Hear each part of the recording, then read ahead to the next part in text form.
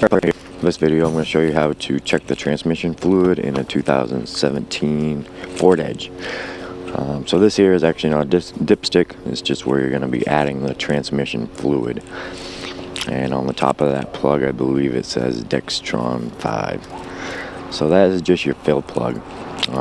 Here is actually the service manual where you're going to pull this side plug out of the transmission until it starts running out.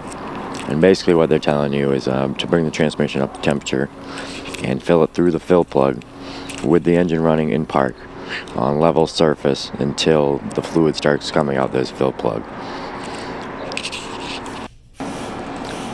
Yeah, so once it starts coming out of the fill plug, basically the transmission fluid is full. If you're just doing a drain and fill service on this transmission, the information is here to tell you exactly how much it takes without actually having to check it.